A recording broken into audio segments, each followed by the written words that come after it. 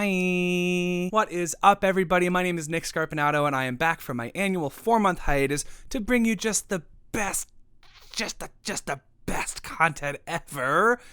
Right? I don't actually know if it's the best content ever. You know, it's fine. It's fine. Okay, so you might be wondering just where I've been all of these months, and I'm here to finally confirm that, yes, I was getting a haircut.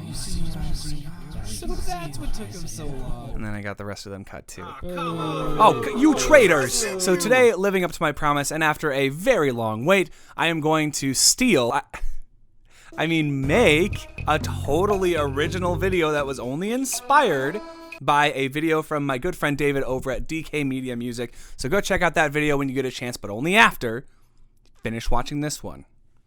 You got it? So I'm going to be ranking my top 10 favorite albums of all time. As a musician and a music-adjacent YouTuber, I feel like this video is pretty much a prerequisite if I want anyone on here to take my music opinion seriously, but it also gives you a chance to check out some albums that have inspired some of my very own music. Let's begin, shall we?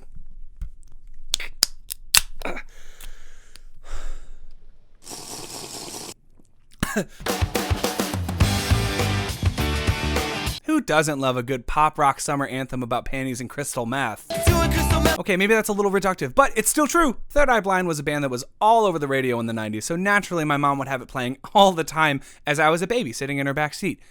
And my impressionable ears thank her. I ended up discovering this album on my own again years later, but the main reason it's on this list in the first place is for the sake of nostalgia. And also, it just holds up really well in 2023. Highlights here are the singles like Semi-Charmed Life and Jumper, but I'm personally more of a fan of the slower songs like How's It Gonna Be and Motorcycle Drive-By, and I think that's honestly where this album shines the most. The production is solid, if not a little too similar to a lot of other rock albums that were released around this time, but on the whole, it's a pretty fun album to play at a barbecue, or if you're looking for some summer sunset drive playlist songs, then check out some of the slower tunes on here.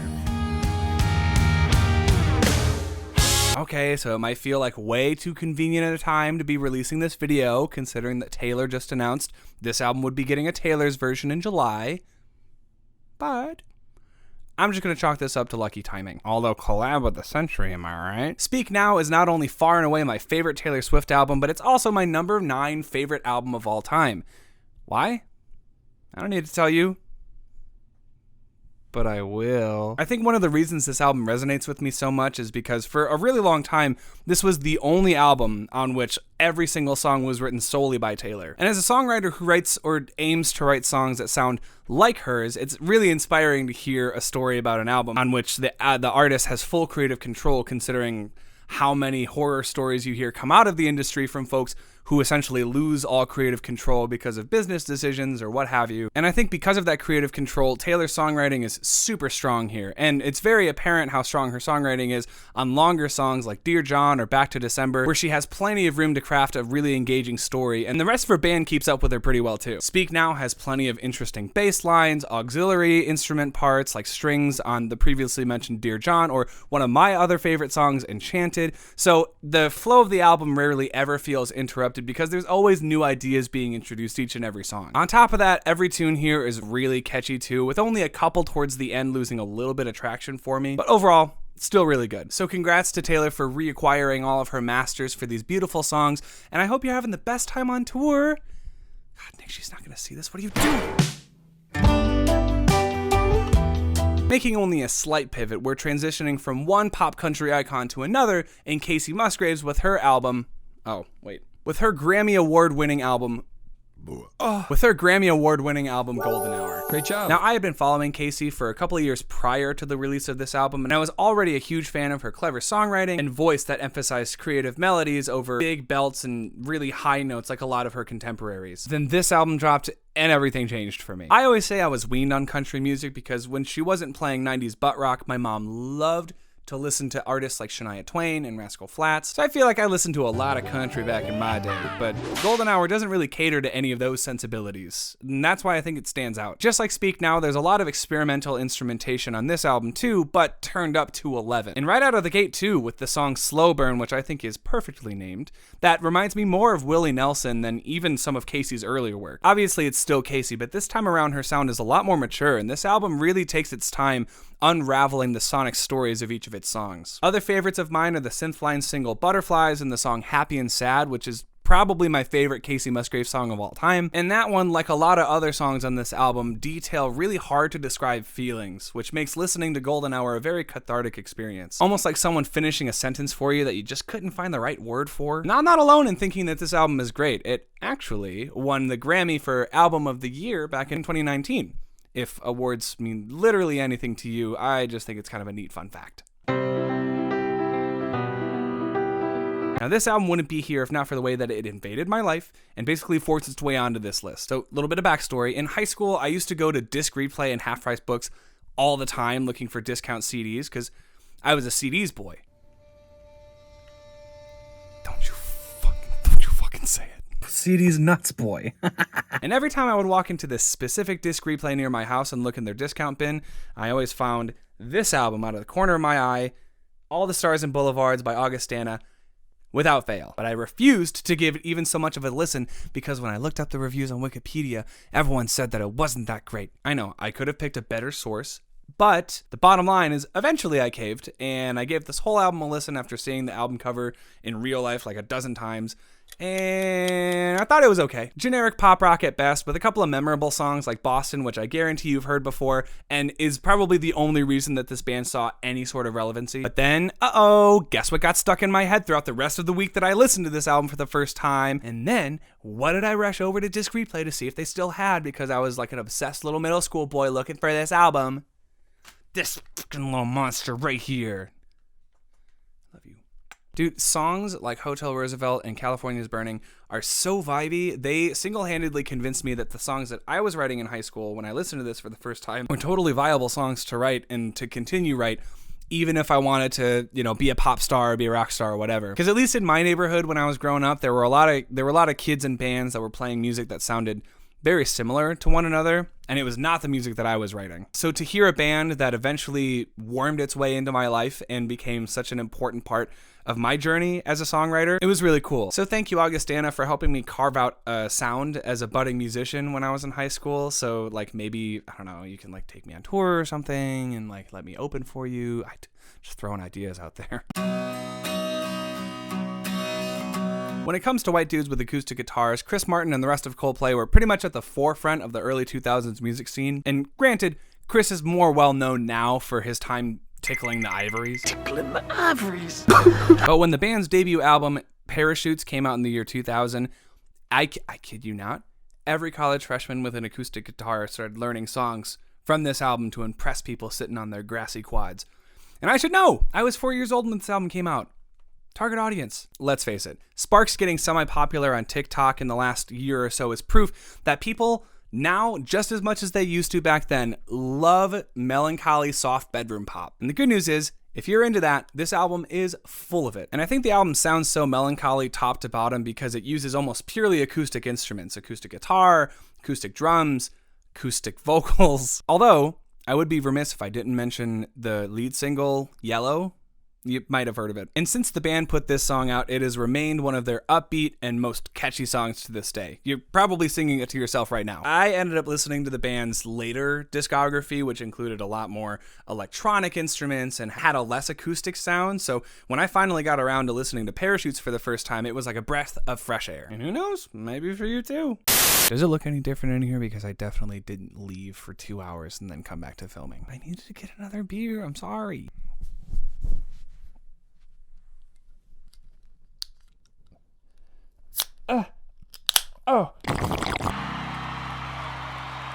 Good evening. Okay, now we're getting into some quality stuff here. Now, it might seem like a bit of a cop-out to include a live album on this list because if I'm being honest with myself, they're pretty much just greatest hits albums, but with, mistakes? But Where the Light Is with John Mayer, in my opinion, transcends the live album standard. Plenty of songs on here like the opener Neon and the song Gravity that appears on the second disc of this album, in my mind at least, are the definitive versions of these songs. Whenever I try to play these songs live, these are the versions that I'm trying to emulate because they're just so dang good. Don't worry, there are plenty of juicy vocal runs and guitar licks to go around on this thing because it's It's like 2 hours long. So if longer albums aren't your jam, which like I totally get, and don't worry, let me just try to convince you to listen to this whole thing because there's a lot of good stuff on here. So I'm going to give you a couple of songs that I like. In Your Atmosphere is a song that's played during the first set, and because it's all acoustic, it feels very genuine and honest and pretty, and you should definitely listen to it. This first set also has the acoustic cover of Free Fallin' by Tom Petty, which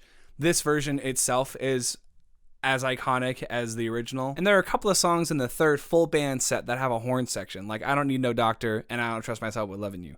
Need I say more? All right, I will say more. And I will say this. I am not a huge fan of blues music. What the fuck? I don't know. I just think it all sounds like they're using the same chord progression over and over again. You're probably thinking to yourself, yeah, Nick, that's called the blues progression. Fucking get over it. But I don't know. John breaks into a blues song like 5 times on this album, and those are always the songs that I end up skipping. But the good and cool news is, like how I previously mentioned, there are multiple sets throughout the night. So it's 2 discs, and there are 3 sets. The first being a pure acoustic set. The second being a trio where John, Pino Palladino, and Steve Jordan play a bass, drums, and guitar setup. They do a lot of the bluesy stuff, but they have a couple of really interesting trio songs. And then the last set of the night has the full band, which features a lot of lush harmonies, other guitar parts. There's a lot of tracks to listen to in the third set. So if one set isn't doing it for you, that's okay. Just skip to another set. They got something that you like. He's basically performing with like 2 other bands here. It's like musical buffet. You go to different. Okay.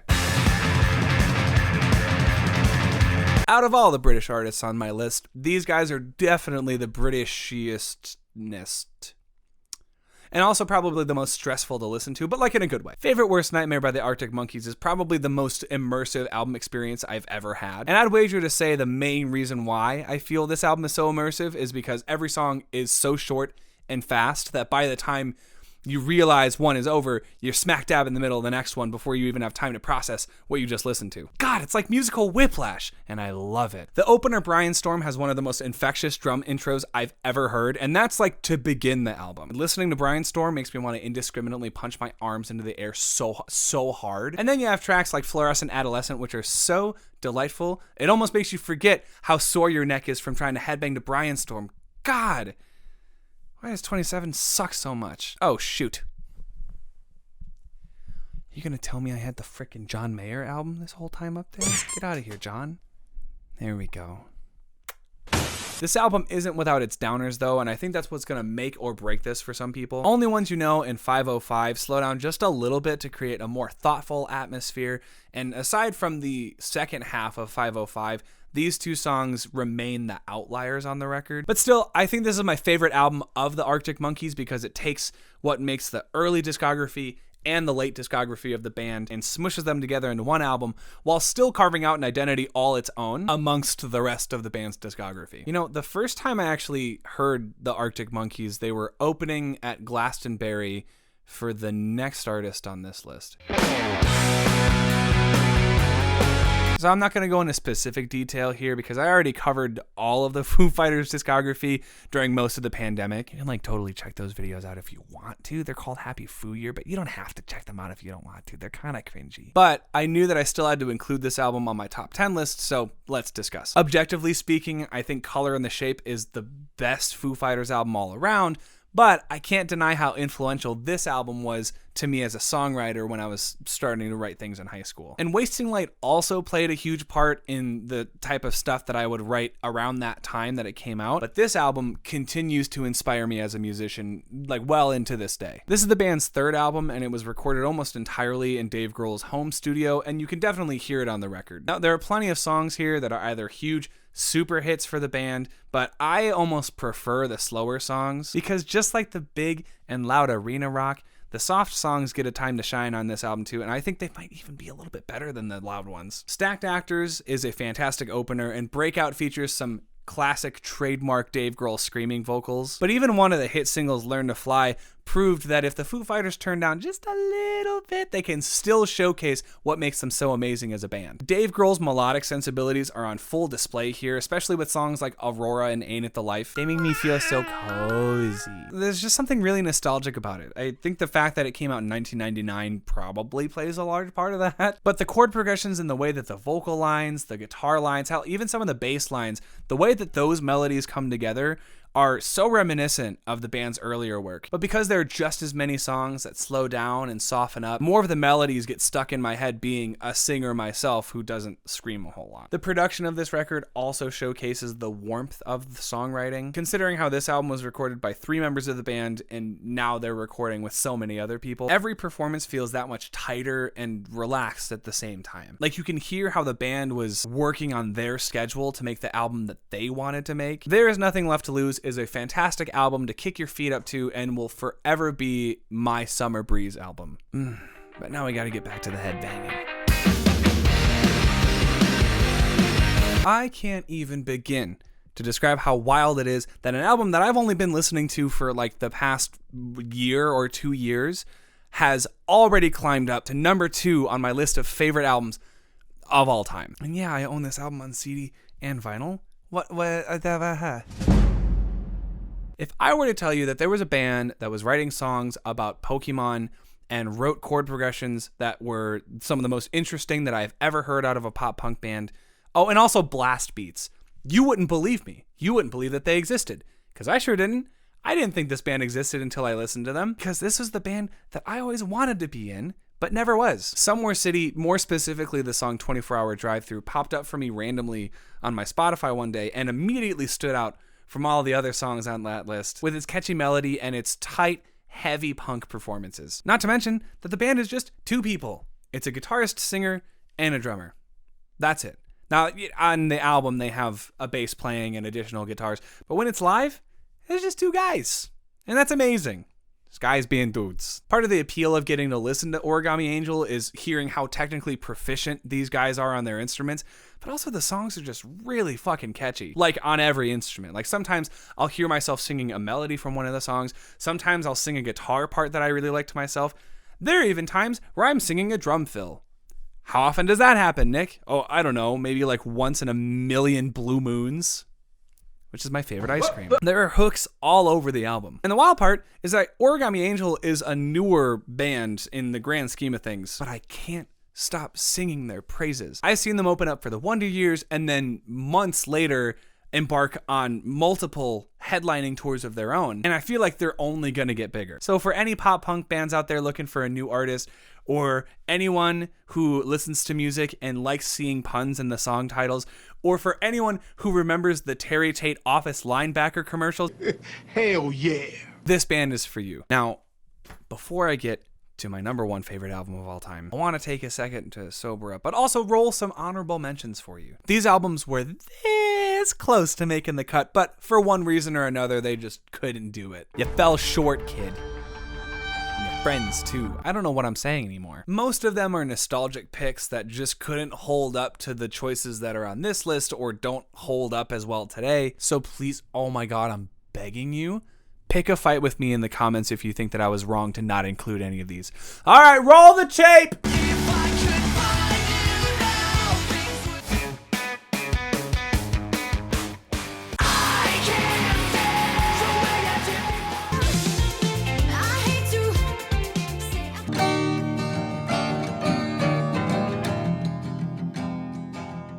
Well, that was a totally fun and reasonable list of honorable mentions, right? Please don't fight me. I didn't mean any of those things that I said earlier. I was just trying to look cool. Dude, I don't even think this is full of beer. It's just pins. Oh boy. It's just pins. There was still some beer left in that. That fucking sucks. Anyway, you've waited this long, so without further ado, my favorite album of all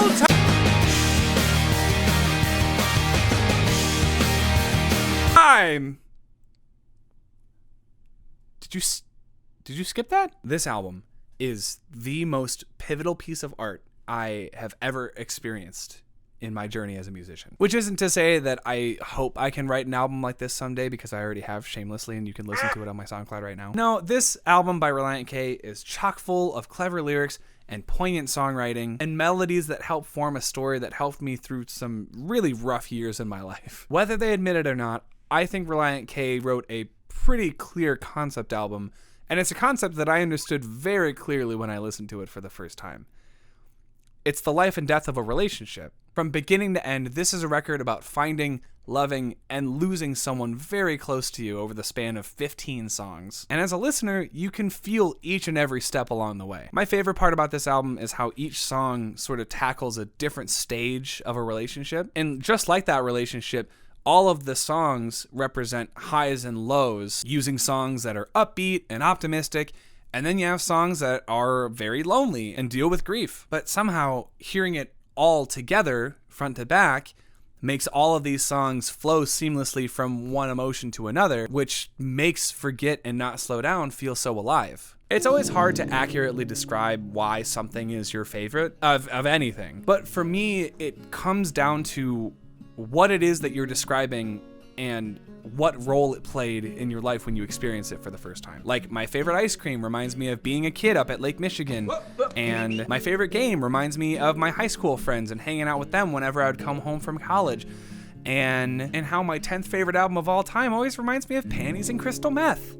It's totally subjective. Now, I could describe how Relient K could tell a story with just music, or how technically impressive the band is on songs like Savannah, but ultimately, you likely will not have the same experience listening to it for the first time that I did. And that's okay. Honestly, I think there's a lot of beauty in not having the same preference as other people.